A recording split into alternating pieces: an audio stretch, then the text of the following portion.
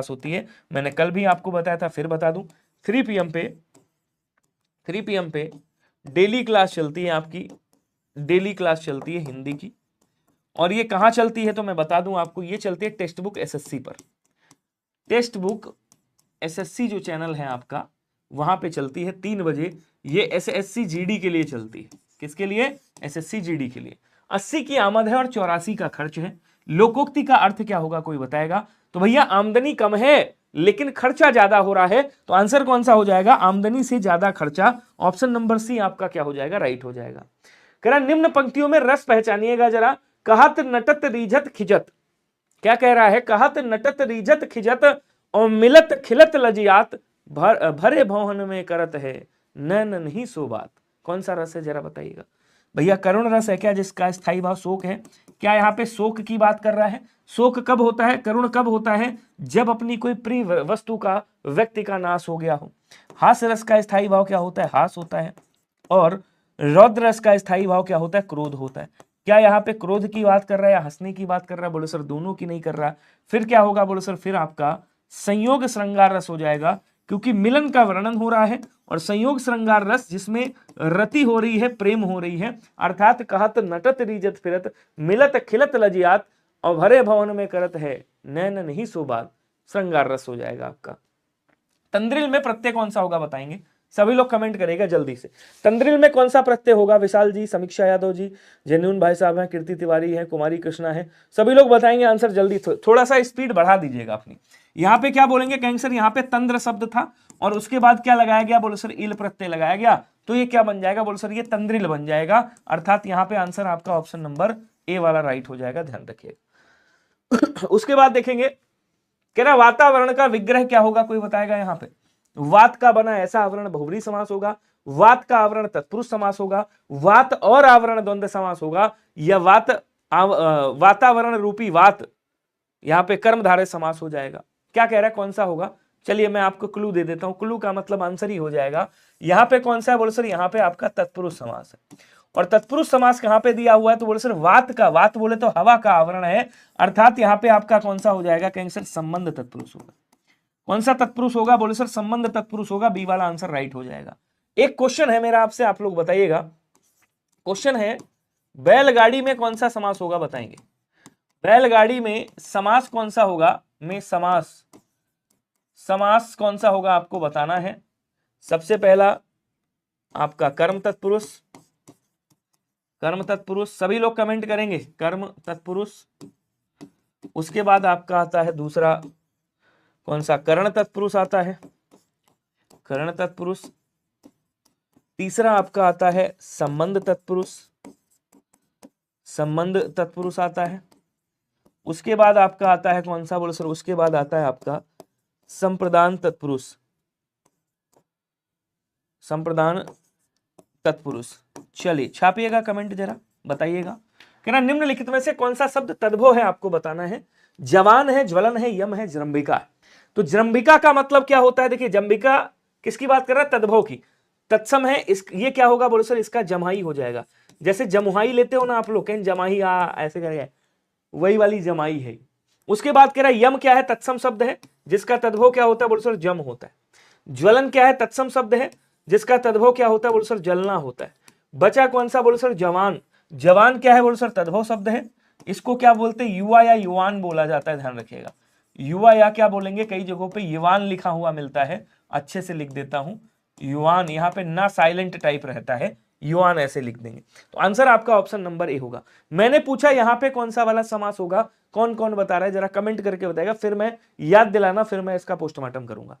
अगला कह रहा है कि नी धड़क में कौन सा समास होगा, बताइएगा। तो नी धड़क की बात कर रहा है, नी और उसके बाद धड़क है, अर्थात बिना, क्या बोलेंगे? नी धड़क, बिना धड़क के, बिना धड़क के। तो यहां क्या हो जाएगा? बोले सर जहां भी आपका उपसर्ग लगा हो, क्या लगा हो? जहां उपसर्ग लगा हो, ठीक है, जहां पे अव्यय लगा हो, या फिर क्या हो आपका शब्द की आवृत्ति हो, शब्द की क्या हो रही हो? आवृत्ति हो रही हो, रिपीटेशन हो रही हो, हाथों हाथ, रातों रात, ऐसे शब्द आ रहे हो, अव्ययी भाव समास होता है। द्वंद्व समास में दोनों पद प्रधान होते हैं, याद रखिएगा। दोनों पद क्या होते हैं? सर दोनों पद प्रधान होते हैं यहाँ पे, ठीक है। तत्पुरुष समास में क्या होता है बोलो सर, दूसरा पद प्रधान होता है, परिभाषा लिख रहा हूं इनकी, दूसरा पद क्या होता है बोलो सर, प्रधान होता है, प्रधान।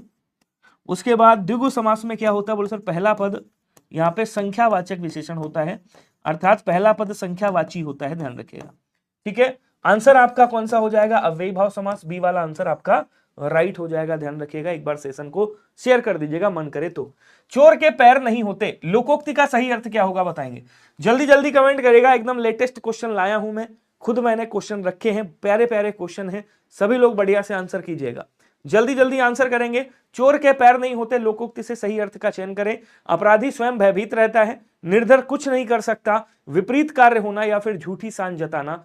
तो विपरीत कार्य करना या होना मतलब उल्टी गंगा बहना, विपरीत कार्य होना मतलब उल्टी गंगा बहना और विपरीत कार्य करना मतलब उल्टी गंगा बहाना। और कह रहा चोर के पैर नहीं होते इसलिए अपराधी स्वयं में भयभीत रहता है। तो आंसर क्या हो जाएगा बोलो सर, आंसर आपका ऑप्शन नंबर ए राइट हो जाएगा। अगला कह रहा सही वर्तनी वाले शब्द का चयन करेंगे, सभी लोग बताएंगे कि लीजिए कैसे लिखा जाता है। चलिए जल्दी जल्दी बताइएगा सभी लोग, लीजिए कैसे लिखा जाता है। बहुत बढ़िया, माही राठौर जी, जेन्यून भाई साहब, आदर्श पांडे, सेजल शर्मा, ओम नमः शिवाय, संस्कृति दुबे और अंशिका तिवारी, कुमारी कृष्णा, जल्दी जल्दी आंसर करेंगे। शिखा जी हैं, धर्मेंद्र भाई साहब हैं इलाहाबाद से, बिल्कुल सही, ये आसान है, सभी लोगों का बी आंसर आ रहा है। बोलो सर कैसे लिखेंगे, तो लीजिए ऐसे लिखेंगे। ये मैं आपको बता दूं डीएसएसबी में पूछा गया क्वेश्चन, कहां पूछा गया है, डीएसएसबी में क्वेश्चन ये पूछा गया है, यूपी ट्रिपल एससी में ये क्वेश्चन पूछा गया है, यूपी ट्रिपल एससी में ये क्वेश्चन पूछा गया है। तो आंसर आपका कौन सा हो जाएगा बोलो सर, आंसर आपका ऑप्शन नंबर बी वाला राइट हो जाएगा। अच्छा दीजिए अगर लिखना हो तो कैसे लिखेंगे, तो बोलो सर ऐसे, दीजिए, लीजिए और दीजिए ऐसे लिखा जाएगा। कह रहा कि उपकूल शब्द के लिए विग्रह क्या होगा, कोई बताएगा, उपकूल के लिए विग्रह बताइएगा भैया क्या होगा, जल्दी जल्दी आंसर करेंगे सभी लोग। बहुत बढ़िया, शानदार, लाजवाब, लल्लन टॉप।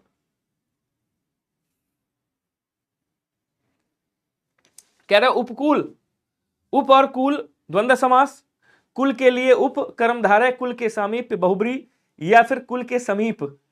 देखिए उप का मतलब जानते हो क्या होता है, उप का मतलब क्या होता है, उप का मतलब आप कह दोगे मतलब निकट भी होता है, निकट भी होता है, उप का मतलब छोटा भी होता है, छोटा, ठीक है ना। तो यहां क्या कह रहा है, उपकूल मतलब कुल के समीप, अर्थात यहां उप जो है उपसर्ग भी लगा हुआ है, और जहां पे उपसर्ग लगा हुआ हो वहां क्या होता है सर, वहां पे आपका अव्ययी भाव समास, ऑप्शन नंबर डी वाला राइट हो जाएगा, अव्ययी भाव समास हो जाएगा। क्वेश्चन कह रहा है व्यर्थ में कौन सा समास होगा जरा बताएंगे। अब देखिए अगर इसमें संधि पूछता तो क्या हो जाता, बोलो सर वी धन अर्थ हो जाता, क्या होता बोलो सर, वी धन अर्थ हो जाता। यहाँ पे वी क्या है बोलो सर, ये उपसर्ग लगा हुआ है, और अर्थ क्या है बोलो सर, अर्थ यहाँ पे मूल शब्द है, मूल शब्द है। यहाँ पे यण संधि का उदाहरण है, कौन सा उदाहरण है बोलो सर, यण संधि का उदाहरण भी है, ध्यान रखिएगा, ठीक है। तो यहाँ कह रहा है व्यर्थ में कौन सा समास होगा, तो फिर वही बात आ गई, उपसर्ग जब लगा हुआ है तो कौन सा हो जाएगा बोलो सर, अव्ययी भाव समास यहाँ भी हो जाएगा। बोलो क्या क्लियर हुआ सभी को या नहीं हुआ, जल्दी जल्दी कमेंट करके बताएंगे। जहां पे पहला पद अव्यय होता है या फिर उपसर्ग लगा मिलेगा या शब्द की आवृत्ति हो रही होगी, ठीक है। आगे देखेंगे, उस विकल्प का चयन करें जो निम्न मुहावरे का सही अर्थ व्यक्त करता है। हथेली पर सरसों उगाना मुहावरे का अर्थ क्या होगा।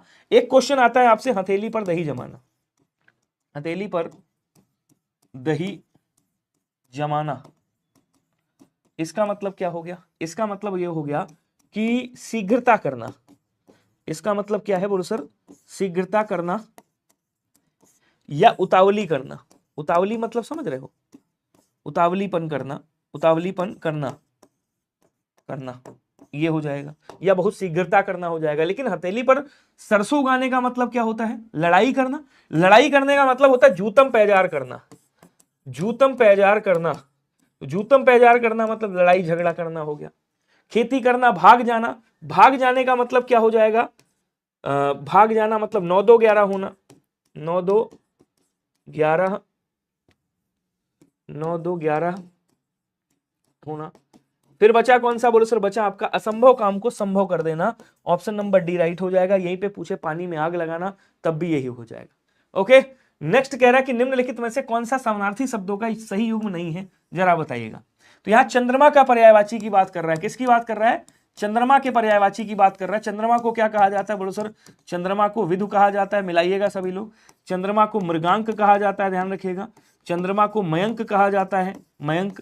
चंद्रमा को मृगधर के नाम से जाना जाता है, मृगधर बोलते हैं। चंद्रमा को भैया क्या बोलते हैं आपका, हिमकर के नाम से जानते हैं। किस नाम से बोलो सर, हिमकर कहा जाता है। शशि कहा जाता है, शश याद रखिएगा। इसको शशधर भी बोला जाता है, शशधर। इसको क्या बोलेंगे कैंसर, इसको द्विज के नाम से भी जाना जाता है। इसको रजनीश कहा जाता है, रजनीश। क्या बोलेंगे कैंसर, रजनी मतलब रात और इस मतलब भगवान, रजनीश बोल देंगे, रजनीश लिखा हुआ है। और क्या बोलेंगे कैंसर, इसको निशापति कहा जाता है, निशापति बोल देंगे। इसको भैया निशाकर भी बोला जाता है, निशाकर। इसको राकापति कहा जाता है, ध्यान रखिएगा। क्या कहेंगे, राकापति बोला जाता है, ठीक है। राकेश बोल देंगे, राकेश। अब यहां आ जाओ, तो रजनीश हो गया, शशि हो गया, राकेश हो गया, भैया चांद हो गया, चंद्र हो गया, सुधाकर हो गया, निशापति हो गया, लेकिन दिवाकर नहीं कहते। दिवाकर किसको कहते हैं बोलो सर, दिवाकर सूर्य को कहा जाता है, ध्यान दीजिएगा सभी लोग। दिवाकर अर्क को कहा जाता है। दिवाकर मार्तंड को बोलते हैं, किसको कैंसर, मार्तंड को। इसको क्या बोलते हैं, मार्तंड। अंशुमाली कहा जाता है, सूर्य को अंशुमाली बोला जाता है। सूर्य को भैया सविता के नाम से भी जाना जाता है, किस नाम से, सविता के नाम से भी जानते हैं सूर्य को, ध्यान रखिएगा। मरीचि भी कहा जाता है सूर्य को। सूर्य को तरणी के नाम से जाना जाता है, तरणी बोलते हैं। बाकी रवि हो गया, भानु हो गया, ये तो आपको पता ही होगा। दिवाकर हो गया, लिखा हुआ है। भास्कर हो गया, भास्कर बोल देंगे। प्रभाकर बोल देंगे, प्रभाकर। ये सब किसके हैं बोलो सर, ये सब सूर्य के पर्यायवाची हैं, ध्यान रखेंगे। सूर्य को मेरे भाई आदित्य भी कहा जाता है।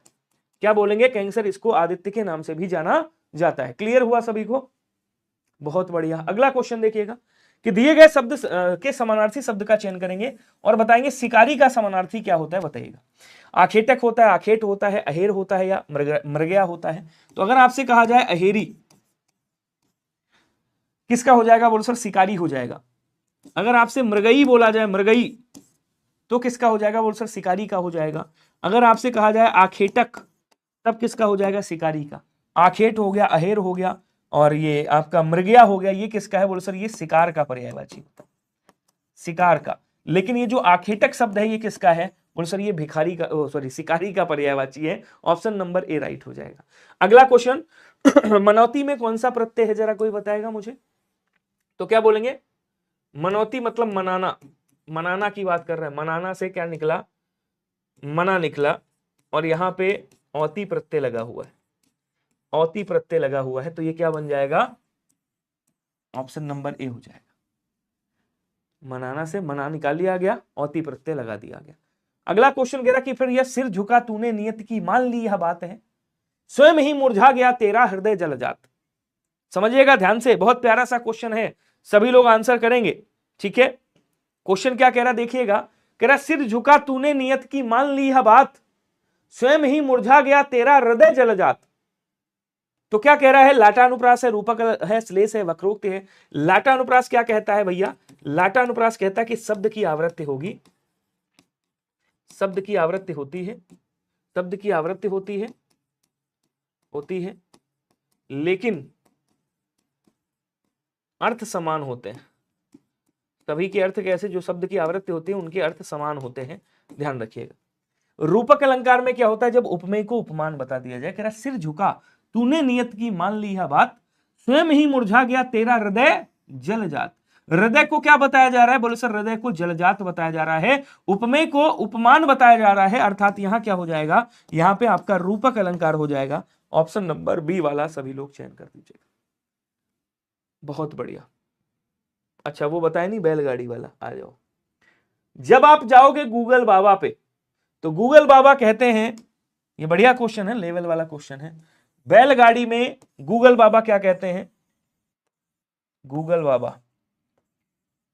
बाबा कहते हैं कि ये होगा, देखो गलती होती है हम लोगों से, गूगल बाबा कहते हैं कि ये होगा बैल की गाड़ी। अब बताओ बैल की गाड़ी कैसी होती है।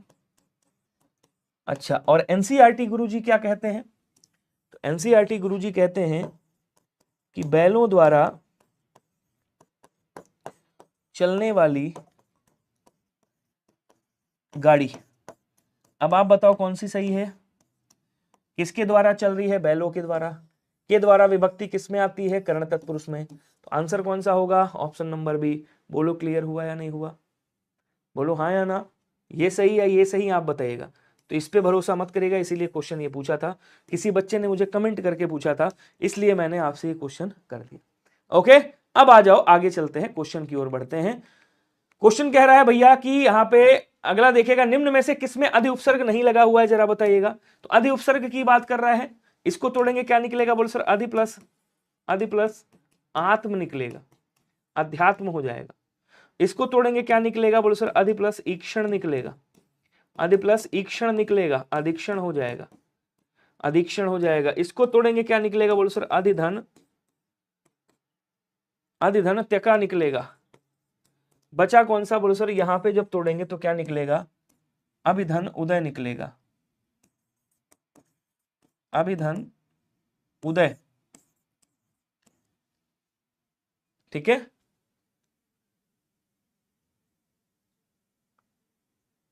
हाँ क्या निकलेगा, बोलो सर अधिधन उदय निकलेगा। बी वाला आंसर आपका राइट हो जाएगा, क्योंकि यहां पे अभि उपसर्ग का प्रयोग हुआ है, बाकी सब में अधि उपसर्ग का प्रयोग हुआ है। क्वेश्चन कह रहा है कल्प वृक्ष का पर्यायवाची क्या होगा भैया। तो कल्प वृक्ष किसे कहा जाता है, बोलो सर कल्पतरु को बोला जाता है, कल्पतरु, जिसको हम देव वृक्ष कहते हैं, देव वृक्ष, जिसको हम सुरतरु के नाम से भी जानते हैं, क्या बोलते हैं, सुरतर बोलते हैं। इसको पारिजात भी कहा जाता है, क्या बोलेंगे, पारिजात बोला जाता है। मंदार इसी को कहा जाता है। अर्थात आंसर आपका डी वाला यहाँ पे क्या हो जाएगा, राइट हो जाएगा, सभी लोग याद रखिएगा। अगला क्वेश्चन बहुत बढ़िया रवि सिंह जी, पक्ष शब्द का, यहाँ पे पक्ष शब्द क्या है, तद्भव है, तत्सम है, देशज है या विदेशज है। जल्दी जल्दी आंसर करेंगे सभी लोग। देशज शब्द कौन से होते हैं, जैसे आपने कहा लोटा, जो अपने देसी भाषा में उत्पन्न हुए हैं, ठीक है। जैसे आपने कह दिया लोटा, अरे चल जा भाई, जैसे आपने कहा लोटा, खिड़की, खिड़की, पगड़ी, क्या बोलेंगे, पगड़ी, ठीक है ना। और क्या बोलते हैं आपका, लोटा, खिड़की, पगड़ी, जूता, जूता हो गया, तेंदुआ हो गया, तेंदुआ, तेंदुआ, ठीक है। ये सब आपके घुमक्कड़, घुमक्कड़, जो ध्वनि अनुकरण वाले शब्द जो ध्वनि के आधार पे बने हैं। जैसे आपने कह दिया जगमगाहट, जगमगाहट, धड़धड़ाहट, धड़धड़ाहट, धड़धड़ाहट कह दिया, या आपने कह दिया ठनठन, ठनठनाना या ठनठन, ये सब क्या है, देशज शब्द हैं। पक्ष क्या है, तत्सम शब्द है आपका, बी वाला राइट हो जाएगा। इसका तद्भव क्या बनेगा, तो तद्भव बन जाएगा भैया यहाँ पे क्या, बोलो सर आपका पंख बन जाएगा, ध्यान रखिएगा। क्लियर हुआ सभी को क्या। नेक्स्ट देखेंगे, अगला क्वेश्चन कह रहा वनिता का पर्यायवाची क्या होगा, कोई बताएगा। वामा होगा, मत्सर होगा, अली होगा या सरिता होगा। इसका पोस्टमार्टम करता हूं। मत्सर किसे बोलते हैं, देखिए एक तो मत्सर बोला जाता है किसको, एक तो मच्छर को मत्सर कहा जाता है।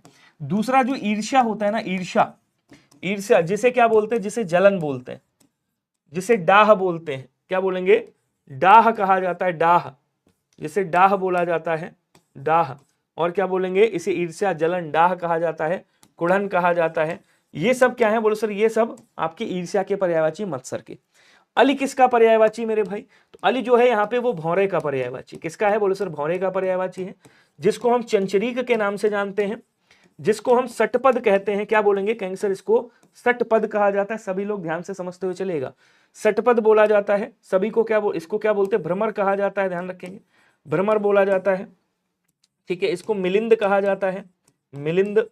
और क्या बोलेंगे, कहेंगे सर मधुप बोलते हैं, इसको मधुकर भी कहा जाता है, मधुकर याद रखेगा, मधुकर बोल देंगे। ये भौरे के पर्यायवाची हो गए। अगर मैं बात करूं सरिता का पर्यायवाची क्या है, तो सरिता भैया नदी को कहा जाता है, तटिनी को बोला जाता है, ध्यान रखिएगा। तरंगिणी को कहा जाता है, किसको, बोले सर तरंगिणी को।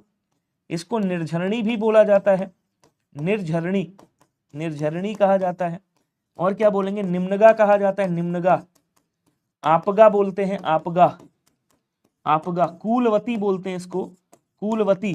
और क्या कहेंगे, इसको कूलंकसा के नाम से भी जाना जाता है।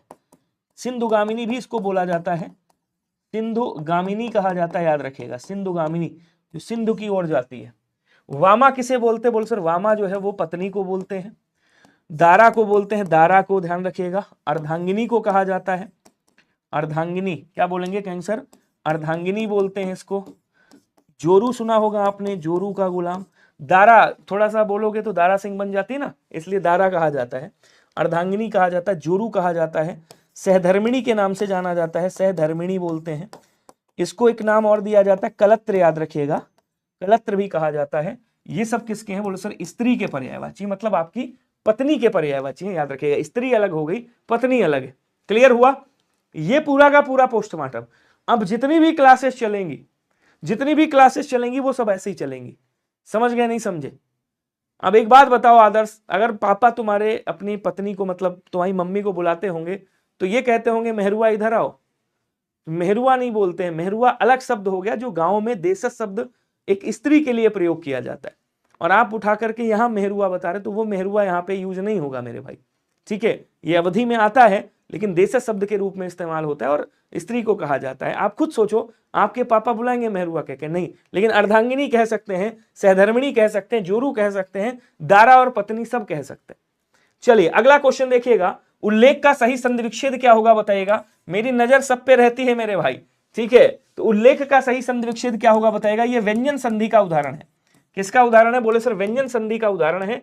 और व्यंजन संधि का एक नियम ये कहता है कि कभी भी ता और दा के बाद पहले पद का अंतिम वर्ण ता और दा हो, उसका योग किसके साथ हो रहा है? ला के साथ हो रहा है। तो यहां पे क्या परिवर्तन होगा? बोले सर ये भी आपका ला में बदल जाएगा, ये कहता है नियम आपका। तो इसको जब तोड़ेंगे क्या निकलेगा? बोले सर उत निकलेगा, उसके बाद क्या आ जाएगा? बोले सर लेख आ जाएगा, उत धन लेख प्राप्त हो जाएगा। यहां पे आंसर आपका डी वाला क्या बन जाएगा? बोले सर डी वाला राइट बन जाएगा। बोलो क्लियर हुआ सभी को?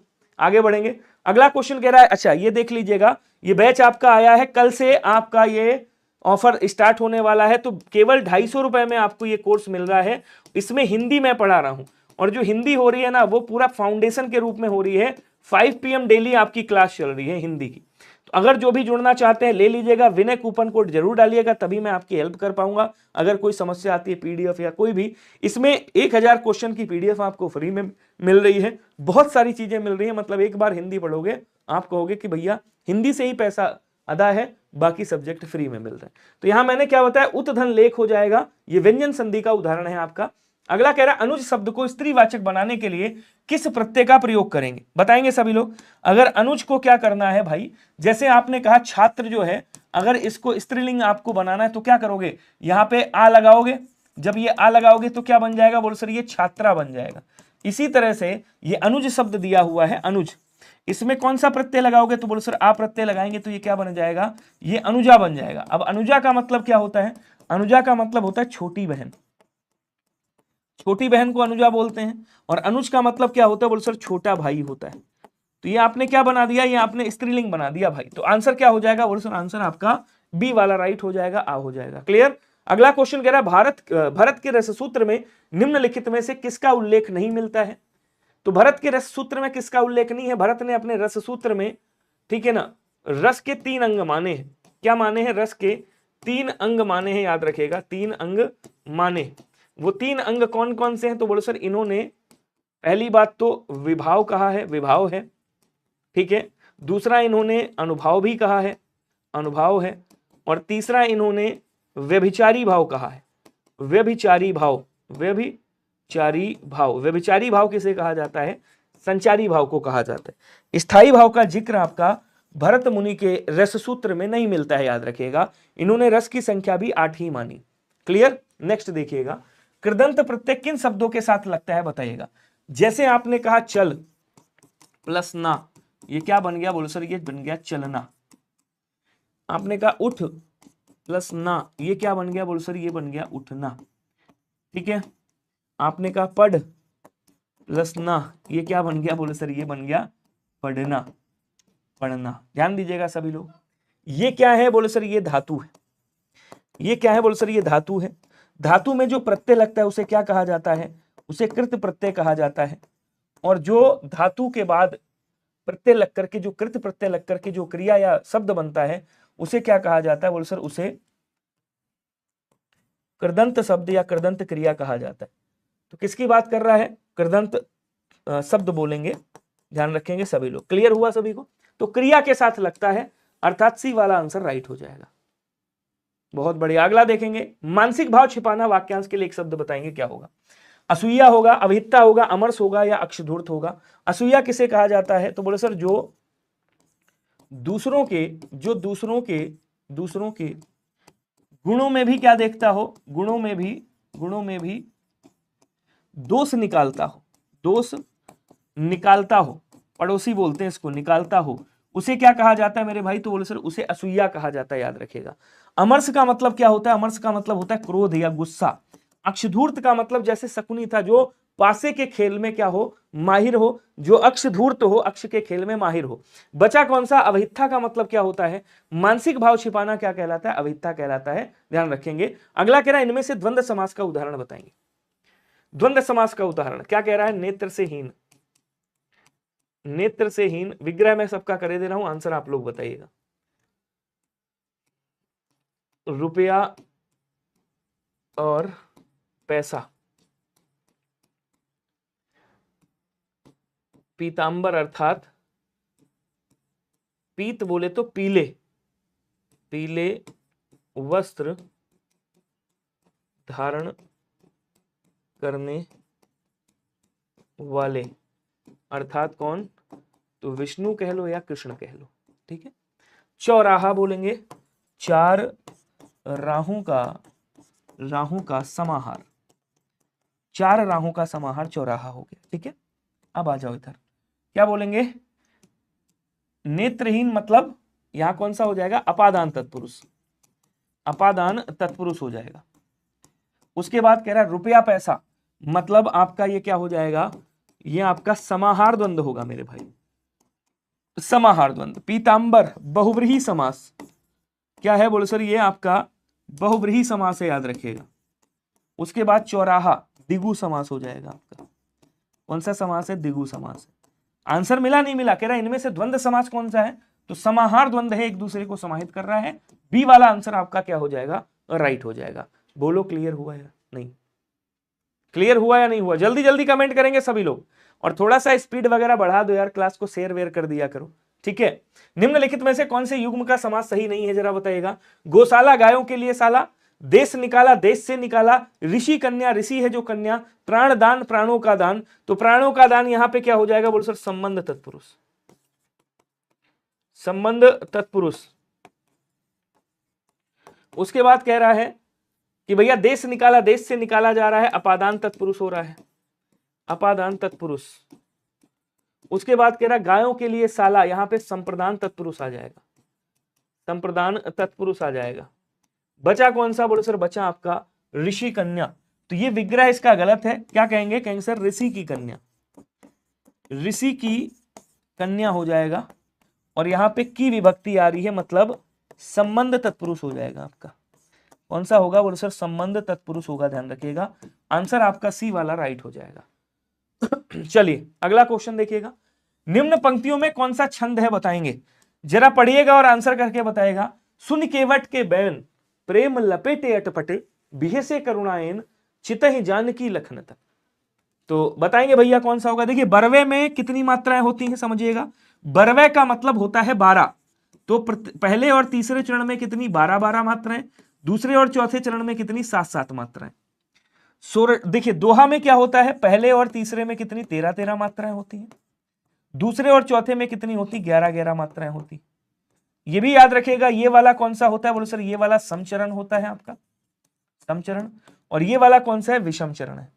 सोरठा ठीक इसका उल्टा हो जाएगा, इधर ही लिख देता हूं। सोरठा ठीक इसका उल्टा होगा। पहले और तीसरे में 11 मात्राएं, दूसरे और चौथे में 13 मात्राएं, ठीक है। चौपाई के प्रत्येक चरण में 16 मात्राएं होती हैं, ध्यान रखिएगा। अब आ जाओ गिन लेते हैं ऊपर।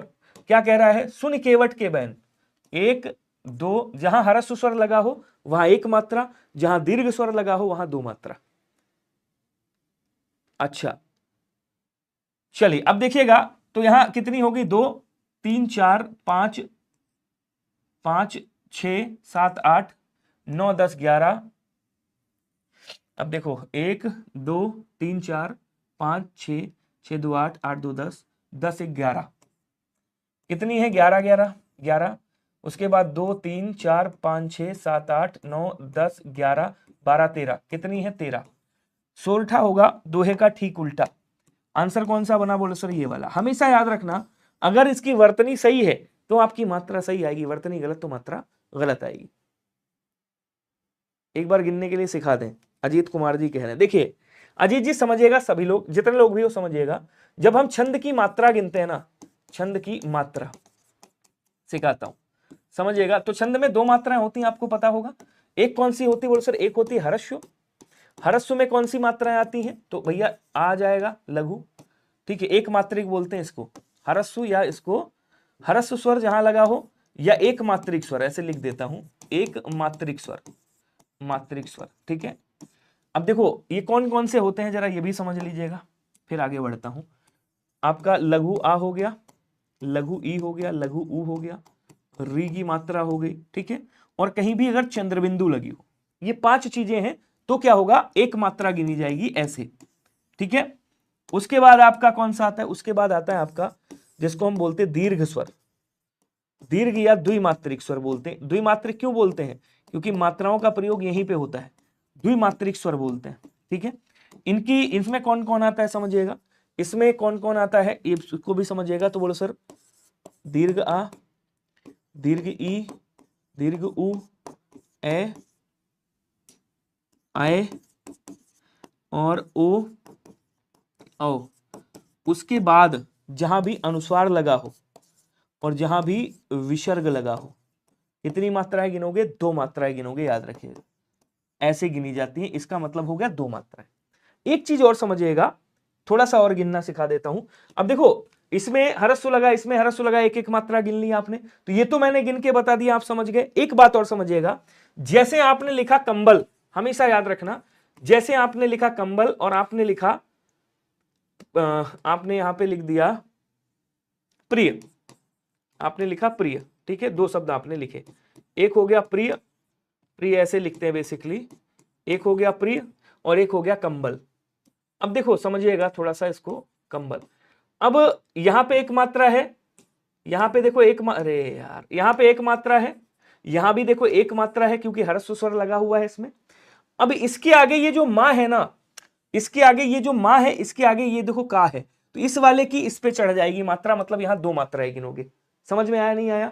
दूसरी इंपॉर्टेंट बात, अब यहां देखो एक तो यहां है, अब इसके आगे ये चूंकि इस पे हरस्व लगा हुआ है और यहाँ पे आधा रा लगा हुआ है, लेकिन इसके आगे कोई वर्ण नहीं है। जब इसके आगे कोई वर्ण नहीं है तो यहां भी एक ही मात्रा गिनी जाएगी। समझ पाए नहीं समझ पाए? समझ पाए या नहीं समझ पाए बताओ? समझ गए ना? तो आंसर कौन सा हो जाएगा? बी वाला, गिनते ऐसे। अगला कह रहा केशव दास ने अपनी किस कृति में रस विवेचन किया है, जरा बताइएगा। सभी लोग कमेंट करेंगे स्पीड में। बहुत बढ़िया, जल्दी जल्दी आंसर कर दो भैया, जितनी जल्दी आंसर करोगे उतनी स्पीड में मैं आगे चलूंगा, ठीक है। जल्दी से बताएंगे। तो इनका विज्ञान गीता क्या है पूछ लेते हैं आपसे। इनका आध्यात्मिक ग्रंथ कौन सा है? तो आध्यात्मिक ग्रंथ जो है इनका वो कौन है? बोलो सर, आध्यात्मिक ग्रंथ इनका विज्ञान गीता है। अब कह रहा कवि प्रिया, रसिक प्रिया, रामचंद्रिका, इसमें से कौन सी है? तो ये जो रसिक प्रिया इन्होंने लिखी है ना, रसिक प्रिया में रस का विवेचन मिलता है, रस का विवेचन किया है, रस का विवेचन, विवेचन किसमें किया है? तो रस का विवेचन रसिक प्रिया में किया है, इसीलिए उसका नाम रसिक प्रिया बन गया है। कह रहा है, अब क्वेश्चन में ही आंसर है, अगर देखो तो किसकी बात कर रहा है? रस की बात कर रहा है। रस कहां लिखा है? तो रसिक में लिखा है, इसका मतलब आंसर यही हो गया। उसके बाद क्या कह रहा है? ऐसा भीषण दृश्य जिससे रोंगटे खड़े हो जाएं, उसे क्या कहा जाता है? अलौकिक बोलेंगे, भयाक्रांत, लोमहर्षक बोलेंगे। तो भयाक्रांत मतलब डर से जो डरा हुआ है, अलौकिक मतलब जो इस लोक से संबंध नहीं रखता है, लोमहर्षक का मतलब क्या हो गया? जो भाई ऐसा भीषण दृश्य जिससे रोंगटे खड़े हो जाए। एक बार सेशन को शेयर कर देना। गलत विलोम शब्द युग्म का चयन करो, कौन सा होगा बताइएगा। जल्दी जल्दी कमेंट करेगा। वैसे टाइमिंग सही है अपनी, 30वें क्वेश्चन पे पहुंचे 36 मिनट में, इसका मतलब हम लोग सही चल रहे हैं, बहुत ज्यादा समय नहीं ले रहा हूं मैं आपका। तप्त का मतलब गर्म, शीतल मतलब ठंडा, बोले सर सही है। प्रदोष जानते हो किसे कहा जाता है? इसको थोड़ा सा बताता हूं।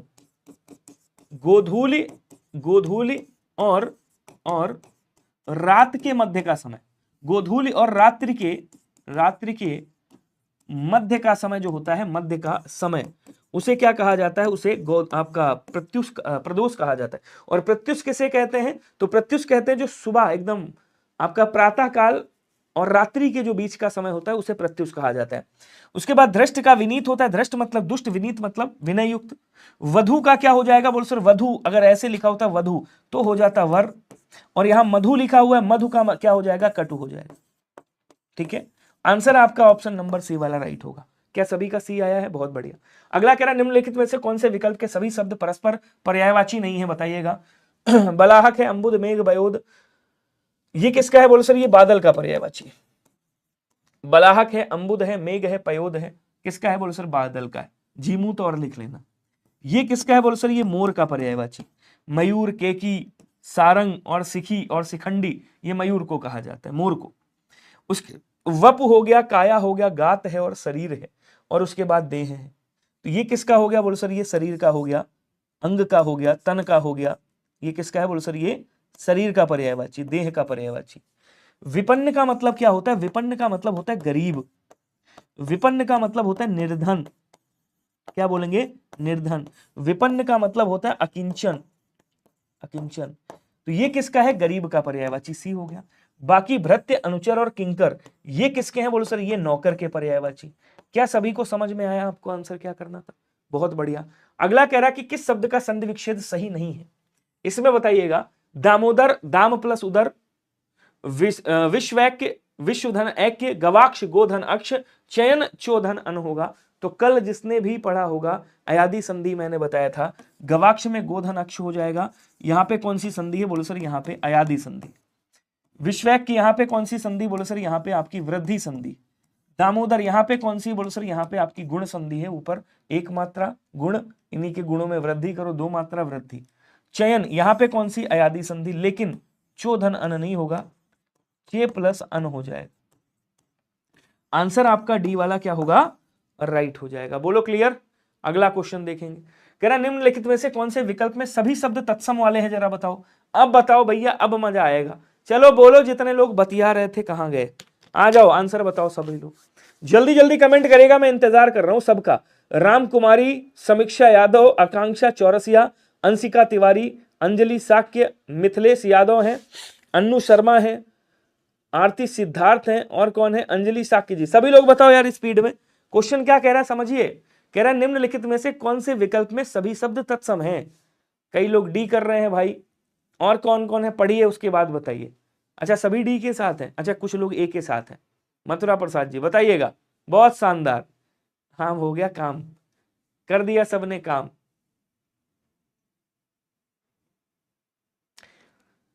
गुहा तत्सम शब्द है, ठीक है। इसका क्या हो जाएगा बोलो सर? इसका गुफा होता है। गोधूम तत्सम है, गेहूं इसका तद्भव होता है। ध्यान से समझिएगा। ग्रंथि तत्सम है, गांठ इसका क्या होता है? गांठ इसका तद्भव होता है। उल्लू लेकिन तद्भव शब्द है, उलूक इसका तत्सम होता है। ईख तद्भव शब्द है, इक्षु क्या होता है? इसका तत्सम होता है। इमली तत्सम शब्द तद्भव है, अम्लिका क्या होता है? इसका तद्भव होता है, तत्सम होता है। ठीक है, ये तत्सम है आपका। 24 क्या बोलेंगे? चतुर्विंश कहा जाता है इसको, चतुर्विंश, चतुर्विंश बोलते हैं, चतुर्विंश कहा जाता है, चतुर्विंश। उसके बाद घड़ी तद्भव शब्द है, घटिका कहा जाता है इसको, घटिका। एक एक शब्द इंपॉर्टेंट है। इला को क्या कहते हैं? इला तत्सम शब्द है। इला को क्या बोलते हैं बोलो सर? इलायची बोला जाता है, इलायची। गेंद को क्या कहा जाता है? कंदुक बोलते हैं। क्या बोलेंगे? कहेंगे सर कंदुक। कंगन को कंकड़ कहा जाता है, कंकड़, ध्यान रखिएगा। घना इसको घन बोलते हैं, घना को घन बोलेंगे। चतुर्दश 14 तद्भव, इसका तद्भव क्या हो जाएगा? 14, 14 लिख दीजिएगा, 14। ठीक है। उसके बाद छाया का क्या हो जाएगा? छाह होगा, और जहां छाह आता है चंद्र बिंदु वो तद्भव होता है। छिद्र का क्या हो जाएगा? छेद हो जाएगा। खटवा का क्या हो जाएगा? खाट हो जाएगा। आंसर कौन सा है बोलो सर? ऑप्शन नंबर ए वाला राइट हो जाएगा। बोलो क्लियर हुआ सभी को? जल्दी जल्दी, बहुत बढ़िया हो गया। मोए मोए आ जाओ। रुख का पर्यायवाची क्या होगा बताइएगा, जल्दी कमेंट करो। प्रसून किसका है बोलो सर? प्रसून पुष्प का है, पुष्प का, ठीक है ना। फूल का, फूल बोलते हैं इसको। सुमन बोलते हैं, सुमन। कुसुम बोलते हैं, कुसुम। ये सब किसके हैं बोलो सर? पुहुप बोलते हैं, पुहुप। ये सब किसके हैं बोलो सर? ये सब फूल के पर्यायवाची। हेरंब किसे कहा जाता है बोलो सर? हेरंब गणेश जी को कहा जाता है, ध्यान रखिएगा, गणेश जी को। लंबोदर बोलते हैं जिनको, लंबोदर। जिनको गजानन कहा जाता है, गजानन। जिनको भैया गणाधिप के नाम से जाना जाता है। किस नाम से? बोले सर इनको गणाधिप कहा जाता है। गणाधिप, गणपति कहा जाता है, गणपति हैं ये, गणपति, ठीक है ना। एक दंत बोलते हैं इनको, एक दंत मूषक वाहन बोलते हैं, विघ्नहर्ता, विघ्नकर्ता। अच्छा, रूख किसे कहा जाता है? बोले सर ये पेड़ का पर्यायवाची, वृक्ष का पर्यायवाची है, पादप का पर्यायवाची है, ठीक है ना। पादप बोलते हैं, गाछ बोलते हैं इसको, गाछ बोलते हैं, पेड़, वृक्ष, पादप, गाछ। और क्या बोलेंगे? तरुवर, तरुवर, तरु बोलते हैं, तरु, ठीक है।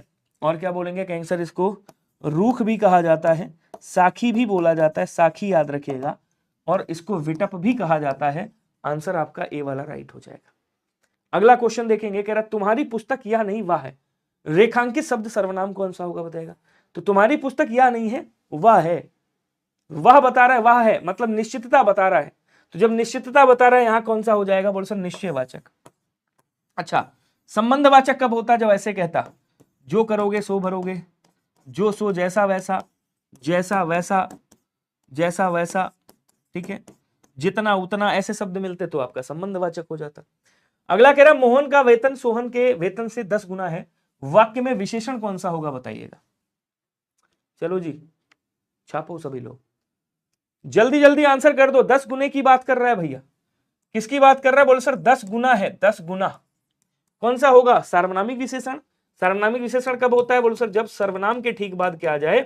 सर्वनाम के ठीक बाद या तो संज्ञा आए या क्या आ जाए? बोलो सर या सर्वनाम आ जाए। आपसे पूछा वह कौन जा रहा है, ठीक है। अब देखो संज्ञा का तो हमेशा बताता हूं, आज सर्वनाम का बताते। तो ये क्या है? सर्वनाम है, और ये भी क्या है? बोलो सर ये भी सर्वनाम है। सर्वनाम के ठीक बाद सर्वनाम आ गया, ये क्या बन गया? सार्वनामिक विशेषण बन गया। उसके बाद क्या कह रहा है भैया? मोहन का वेतन तुमसे, सोहन के वेतन से 10 गुना है। तो वेतन की विशेषता क्या है? कि वो 10 गुना है। तो जहां पे गुना की बात की जाए वहां क्या होता है? बोलो सर वहां संख्यावाचक होता है। बोले सर एकदम सही। संख्यावाचक में कौन सा संख्यावाचक? तो बोले सर ये निश्चित संख्यावाचक होता है। अब निश्चित संख्यावाचक के कितने भेद? तो कहेंगे सर निश्चित संख्यावाचक के 5 भेद होते हैं। अब निश्चित संख्यावाचक में कौन सा? तो बोले सर एक आता है आपका आवृत्तिवाचक। क्या आता है? बोले सर एक आता है आपका आवृत्तिवाचक। तो ये 10 गुना किस में आ जाएगा? ये आवृत्तिवाचक में आ जाएगा, आवृत्ति बोधक में आ जाएगा। ध्यान रखिएगा, परिणाम अगर नाप तौल होता तो परिणाम हो जाता, गिनने की बात कर रहा है 10 गुना तो आवृत्तिवाचक में हो जाएगा। क्लियर हुआ? आगे बढ़ेंगे। क्रिया के अंत में वाना प्रत्यय जब लगाते हैं तो कौन सी क्रिया का निर्माण होता है? यौगिक क्रिया, नामधातु क्रिया, द्विकर्मक क्रिया। नामधातु क्रिया जब संज्ञा के साथ में प्रत्यय लगाते हैं, जब विशेषण के साथ प्रत्यय लगाते हैं, जब क्या बोलते हैं आपका सर्वनाम के साथ प्रत्यय लगाते हैं, तब आपका क्या बनता है? नामधातु क्रिया बनता है। अच्छा, जैसे आपने कहा जगना, एक क्रिया थी, फिर आपने कहा जगाना, दूसरी क्रिया बनी, फिर आपने कह दिया जगवाना। आपने कहा गिरना, मूल क्रिया है, आपने कह दिया गिराना, और उसके बाद गिरवाना। तो एक होती है आपकी प्रेरणार्थक क्रिया। प्रेरणार्थक क्रिया होती है, प्रेरणार्थक क्रिया। प्रेरणार्थक क्रिया के 2 भेद होते हैं। एक कौन सा भेद होता है? एक होता है प्रथम प्रेरणार्थक, एक कौन सा होता है? बोलो सर एक होता है आपका द्वितीय प्रेरणार्थक, ठीक है। तो ये जो प्रथम प्रेरणार्थक है इसमें आना, और जो द्वितीय प्रेरणार्थक है उसमें वाना प्रत्यय लगाया जाता है। ध्यान रखिएगा। आंसर कौन सा होगा? बोलो सर आंसर आपका ऑप्शन नंबर ए हो जाएगा। और ये कौन सी बन रही? तो बोलो सर ये द्वितीय प्रेरणार्थक क्रिया बन रही। अगला क्वेश्चन क्या कह रहा है देखिएगा, वह स्त्री जिसे पति ने त्याग दिया हो उसे क्या कहा जाता है बताएंगे। उल्टा किसे कहते हैं? बोलो सर बेवफा को। मतलब ऐसी स्त्री, कैसी स्त्री? ये वह स्त्री लिखिएगा, वह स्त्री जो एक साथ कई पुरुषों से संबंध रखती है, कई पुरुषों से क्या करती है? संबंध रखती है, संबंध रखती है, उसे क्या कहा जाता है? बोलो सर उसे उल्टा कहा जाता है। परकीय का मतलब क्या होता है? वह स्त्री, ऐसे लिखेगा, वह स्त्री जो अपने पति की उपेक्षा कर, उपेक्षा मतलब बुराई कर, पर पुरुष से संबंध रखती है या प्रेम करती है, संबंध रखती है, उसे परकिया कहते हैं। बांझ जिसने कभी प्रसून ना किया हो, परित्यक्ता, अब भाई पहले उल्टा थी फिर परकिया हो गई, तो पति क्या करेगा? डिवोर्स डिवोर्स डिवोर्स, तलाक तलाक तलाक। हाँ चीकू आगे कह रहे सर पुरुषों के लिए कोई शब्द नहीं है। निम्न में से कौन से विकल्प में आसन्न भूतकाल का प्रयोग किया जाता है बताइएगा। तो आसन्न भूतकाल मैंने आपको कई बार बताया है कि क्रिया के ठीक बाद क्या लिखा होगा? क्रिया के ठीक बाद है लगा होगा, या फिर है लगा होगा, या फिर हूं लगा होगा। 3 शब्द लगे होंगे, आसन्न भूतकाल बन जाएगा। कल जयपुर में बरसात हो रही थी, रहा था, रही थी, रहे थे, अपूर्ण भूतकाल होता है। क्या होता है? अपूर्ण भूत होता है, याद रखिएगा। राधा ने मोहन को बुलाया होगा, बुलाया क्रिया है, क्रिया के ठीक बाद होगा आ गया, ये कौन सा बन गया? बोलो सर ये आपका संदिग्ध भूत बन जाएगा। कह रहा रोहन ने शेर देखा, शेर होना चाहिए, रोहन ने शेर देखा था, देखा क्रिया हो गई, था लग गया, ये आपका पूर्ण भूत बन जाएगा। फिर बचा कौन सा? गीता गाना गा चुकी है, ये क्या बन गया? अपूर्ण भूत, आपका आसन्न भूत बन गया, और यही आपका पूर्ण वर्तमान होता है। अगला क्वेश्चन कह रहा निम्न में से कौन से वाक्य में भाववाच्य है, जरा बताइएगा। अब भाववाच्य के बारे में एक बार फिर से मैं रिपीट करता हूं, समझिएगा। सबसे पहले मैं बताऊंगा वाच्य कितने होते हैं मेरे भाई। बोल सर वाच्य 3 भेद होते हैं। अब पहचानने का तरीका बता रहा हूं जो कोई नहीं बताएगा। पहला तरीका क्या है? बोल सर कृत्रवाच्य का, समझिएगा। पहला तो कृत्रवाच्य समझिएगा। 2 तरीके, पहला कौन सा? कर्ता के साथ ने विभक्ति, जहां भी हो कर्तृवाच्य। दूसरा तरीका क्या है इसका? कर्ता विभक्ति रहित होगा, मतलब कर्ता के साथ विभक्ति नहीं होगी। अच्छा साहब, उसके बाद आता है आपका कर्मवाच्य, बाद में लिखूंगा, पहले भाववाच्य लिख दूं, ठीक है। भाववाच्य कैसे पहचानेंगे देखिएगा, समझिएगा। सबसे पहला कर्ता होगा, कर्ता के साथ से विभक्ति होगी, या फिर के द्वारा विभक्ति लगी होगी, या केवल द्वारा विभक्ति होगी। उसके बाद अकर्मक क्रिया होगी, कर्म वगैरह नहीं होगा। ये किसकी कंडीशन है? ये है आपके भाववाच्य की कंडीशन। दूसरी कंडीशन क्या है? केवल अकर्मक क्रिया होगी, ध्यान रखेंगे, अकर्मक क्रिया होगी, ध्यान रखिएगा, ठीक है। ये दूसरी कंडीशन। अब आ जाओ भाववाच्य का तोड़फोड़ कर देते हैं, सॉरी कर्मवाच्य का। दूसरा यहाँ पे कौन सा है? ये तीसरा था मेरे भाई, ये कौन सा था? ये तीसरा था, ठीक है। दूसरा क्या होता है? कर्मवाच्य। स्क्रीनशॉट ले लेना, उसके बाद इस पे आधारित 100 क्वेश्चन लगाना कम से कम, फिर मुझे बताना विनय भैया आपकी ट्रिक समझ नहीं आई। क्या होगा? कर्ता होगा, कर्ता के साथ से विभक्ति, या फिर के द्वारा विभक्ति, उसके बाद कर्म, और उसके बाद क्रिया। ये पहली कंडीशन। दूसरी कंडीशन में क्या होगा? कर्म होगा और क्रिया होगी, केवल इतना होगा। क्या समझ पाए? आ जाओ देखते हैं क्या कह रहा है, समझिएगा। क्वेश्चन कह रहा है भैया पक्षी आकाश में उड़ते, कौन उड़ रहा है? पक्षी। पक्षी क्या है? कर्ता है। जब कर्ता के साथ कोई विभक्ति नहीं लगी है, इसका मतलब ये क्या हो गया? कर्तृवाच्य। रीना चित्र बना रही है, रीना क्या है? चित्र बनाने का काम कर रही, रीना कर्ता है, कोई विभक्ति कर्ता के साथ नहीं है, कौन सा हो गया भैया? कर्तृवाच्य। समय तो देना पड़ेगा। आपके द्वारा गाना गाया जाए, आपके द्वारा गाना गाया जाए, राकेश के द्वारा पुस्तक पढ़ी जा रही है, तो राकेश यहां क्या है? राकेश देखो कर्ता है, कर्ता के बाद द्वारा, और उसके बाद पुस्तक कर्म है, ठीक है, और उसके बाद क्रिया है, ये क्या हो जाएगा? कर्मवाच्य होगा। किसका किसका तुक्का आया था भैया? आप क्या है? देखो कर्ता है, के द्वारा विभक्ति है, गाना क्या है? कर्म है, गाया जाए क्या है? क्रिया है, यहां भी कौन सा होगा? कर्मवाच्य होगा। क्या इसमें कोई भाववाच्य नहीं है? तो आंसर आ जाएगा आपका नन ऑफ दिस। ये क्वेश्चन में कोई भी भाववाच्य नहीं है।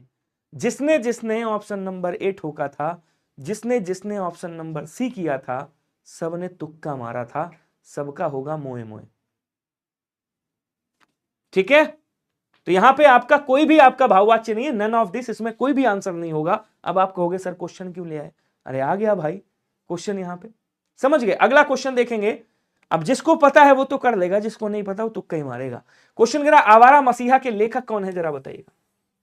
चलिए सभी लोग छापेंगे, आवारा मसीहा का लेखक कौन है जरा बताइएगा। जल्दी जल्दी कमेंट करेंगे, बस स्पीड में, सबका स्पीड में आंसर आना चाहिए भैया।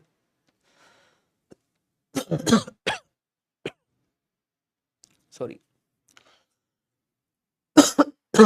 देखिए अगर मैं बात करूं धर्मवीर भारती की, तो इनकी बहुत सारी रचनाएं हैं। जैसे एक इनकी रचना है कनुप्रिया, सुना होगा आपने, किसने किसने सुना है, कई बार पूछी भी गई है कनुप्रिया। गुनाहों का देवता सुना होगा आपने, गुनाहों का देवता, ये किसकी रचना है बोलो सर? धर्मवीर भारती जी की, गुनाहों का देवता।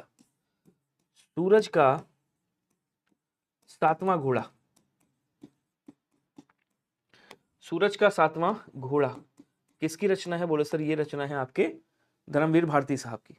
स्वर्ग और पृथ्वी, स्वर्ग और पृथ्वी किसकी रचना है बोलो सर? ये भी आपके धर्मवीर भारती साहब की। चांद और टूटे हुए लोग आपने सुना होगा, चांद और टूटे हुए लोग किसकी रचना है बोलो सर? धर्मवीर भारती साहब की। क्लियर हुआ? अमृत राय ने एक रचना लिखी थी, प्रेमचंद, मुंशी प्रेमचंद, ध्यान दीजिएगा सभी लोग, इसके लिए इनको साहित्य अकादमी पुरस्कार भी मिला है। मुंशी प्रेमचंद, कलम का सिपाही, कलम का सिपाही किसकी है बोलो सर? अमृतलाल, वो अमृत राय साहब की रचना है, ध्यान रखेंगे। ठीक है, उसके बाद आवारा मसीहा किसकी है तो बोलो सर? ये आपके विष्णु प्रभाकर साहब हैं, जिनकी रचना का क्या नाम है बोलो सर? जिनकी रचना का नाम आवारा मसीहा है। अर्धनारीश्वर लिखा है इन्होंने, स्वप्नमयी लिखा है इन्होंने, तट के बंधन लिखा है इन्होंने, ये सब इनकी रचनाएं हैं, ध्यान रखिएगा। क्लियर? हाँ चलिए अगला कह रहा है कि भैया वर्तनी की दृष्टि से कौन सा अशुद्ध है बताएंगे। यहाँ पे गलत कौन सा है? अहल्या है, आजीविका है, अंधेरा है, आध्यात्मिक। आंसर करके बताएगा कौन सा वाला गलत है। तो यहाँ क्या बोलेंगे? अहल्या सही लिखा हुआ है, आजीविका सही लिखा हुआ है, आध्यात्मिक सही लिखा हुआ है, अंधेरा गलत लिखा हुआ है। अंधेरा कैसे लिखेंगे तो सर अंधेरा में चंद्रबिंदु लगती है, ध्यान रखिएगा, ना कि अनुस्वार लगता है। सी वाला आंसर राइट हो जाएगा। उसके बाद क्वेश्चन कह रहा है सार्वनामिक विशेषण का प्रयोग किस विकल्प में हुआ है? 60 लोगों की विशेषता है, 60 मतलब ये संख्यावाची होगा। ये क्या है? संख्या बोधक है या संख्यावाचक हो गया आपका। उसके बाद कह रहा किताब के कुछ पृष्ठ को गिना जा सकता है, कुछ क्या हो गया? संख्यावाचक हो गया। थोड़ा घी को तौल नाप रहा है, मतलब यहाँ पे थोड़ा क्या हो जाएगा बोल सर? ये आपका परिमाणवाचक हो जाएगा, परिमाणवाचक, अनिश्चित परिमाणवाचक विशेषण। कह रहा है वह घर, देखो यहाँ पे वह क्या है? सर्वनाम है, घर क्या है? संज्ञा है। ये जो वह शब्द आ गया ये क्या हो गया बोलो सर? ये सर्वनामिक विशेषण बन गया आपका। उसके बाद क्वेश्चन कह रहा कि निम्नलिखित में से कौन सा किरण का पर्यायवाची नहीं है, जरा बताइएगा। अब किरण को क्या कहा जाता है बोलो सर? किरण को रश्मि कहा जाता है, रश्मि कहा जाता है, मयूख बोलते हैं, क्या बोलेंगे? कहेंगे सर मयूख कहा जाता है, ठीक है ना। अंशु बोलते हैं, अंशु याद रखिएगा, अंशु बोलते हैं। और क्या बोलेंगे? मरीचि कहा जाता है, मरीचि। आभा भी बोला जाता है, प्रभा भी कहा जाता है, दीप्ति भी कहा जाता है। ये सब किरण के पर्यायवाची हैं। तो आंसर यहाँ पे अब देखो, मरीचि हो गया, रश्मि हो गया, दीप्ति हो गया, पुष्कर नहीं होता है। पुष्कर किसका है बोलो सर? पुष्कर जो है वो तालाब का पर्यायवाची है, तड़ाग का पर्यायवाची है, ठीक है ना। पोखर का पर्यायवाची है, पोखर बोलते हैं। जलाशय बोला जाता है, जलाशय कहते हैं। सरोवर कहा जाता है, याद रखिएगा, सरोवर बोला जाता है। सरसी कहा जाता है, सरसी याद रखेंगे सभी लोग। सर बोला जाता है। पद्माकर कहा जाता है, क्या कहेंगे? पद्माकर बोलते हैं, याद रखिएगा। ये सब पुष्कर अर्थात तालाब के पर्यायवाची हैं। सी वाला आंसर राइट हो जाएगा, ठीक है। अगला कह रहा है कि भैया निम्नलिखित में से कौन सा सुमेलित नहीं है, जरा बताइएगा। तो दाल भात में मूसल चंद मतलब अवांछित व अनुचित हस्तक्षेप। दाल भात में मूसल चंद का मतलब होता है हस्तक्षेप करना। तो बोले सर ये वाला क्या है बोले सर? एकदम सही है। कह रहा हाथ कंगन को आरसी क्या और पढ़े लिखे को फारसी क्या। इसका मतलब प्रत्यक्ष को प्रमाण की आवश्यकता नहीं होती है, इसका मतलब ये भी सही है। कह रहा सब धन 22 पसेरी अज्ञानी के लिए अच्छी व बुरी, यहां से पकड़िएगा, अच्छी व बुरी सब चीजें एक समान होना, एक लिखिएगा यहां पे, एक समान होना। इसका मतलब ये भी क्या है? सही है। उसके बाद कह रहा है लिखे ईसा पढ़े मूसा। इसका मतलब क्या हुआ? लिखे ईसा पढ़े मूसा, इसका मतलब बहुत गंदी या घटिया लिखावट, लिखावट। ठीक है, आंसर आपका ऑप्शन नंबर सी वाला राइट हो जाएगा। बोलो क्लियर सभी।